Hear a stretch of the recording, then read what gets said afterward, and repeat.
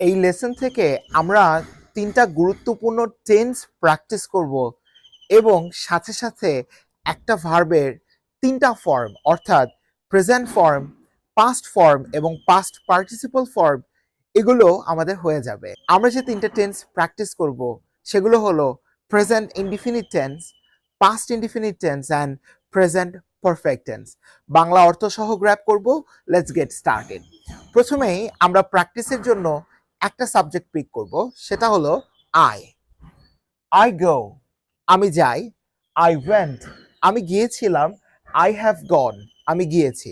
Present perfect টেন্সে সাবজেক্টের পর হ্যাভ হ্যাজ দিয়ে ভার্বের পাস্ট পার্টিসিপল ফর্ম হয় আই হ্যাভ গন, আমি গিয়েছি। যদি আপনি হি বলেন তাহলে হি হ্যাজ গন, সে গিয়েছে। বাই দ্য ওয়ে, চলে যাচ্ছি তারপর। আই কাম, আমি আসি। আই কেম, আমি এসেছিলাম। আই হ্যাভ কাম, আমি এসেছি। আই ইট, আমি খাই। আই অ্যাট, আমি খেয়েছিলাম। আই হ্যাভ ইটেন, আমি খেয়েছি। আই রাইট, আমি লিখি। আই রোড, আমি লিখেছিলাম। আই হ্যাভ রিটেন, আমি লিখেছি। আই রান, আমি দৌড়াই। আই র্যান, আমি দৌড়িয়েছিলাম। আই হ্যাভ রান, আমি দৌড়িয়েছি। আই ড্রাইভ, আমি গাড়ি চালাই। আই ড্রোভ, আমি গাড়ি চালিয়েছিলাম। I have driven, I have driven, আমি গাড়ি চালিয়েছি। তার মানে আমি কোনো কাজ করেছি সেটা প্রেজেন্ট পারফেক্ট টেন্স, আমি রিসেন্টলি করেছি। এবং আমি অতীতে কোনো কাজ করেছিলাম সেটা পাস্ট ইনডিফিনিট টেন্স। আর আমি যেটা সব সময় করি, প্রতিদিন করি, সেটা হলো প্রেজেন্ট ইনডিফিনিট টেন্স। যেমন আমি প্রতিদিন যাই, আই গো এভরি ডে।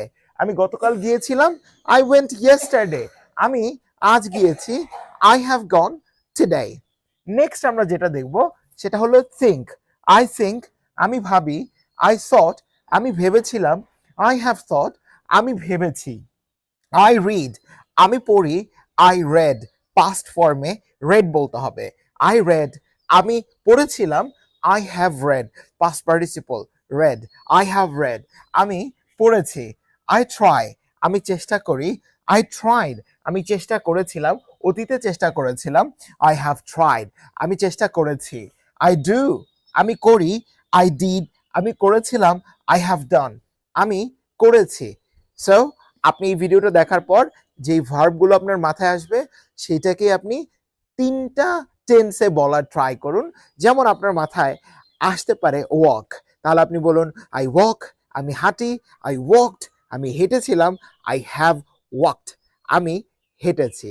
এছাড়াও আপনি এই ভার্বগুলো খাতায় লিখে লিখেও কিন্তু প্র্যাকটিস করতে পারেন।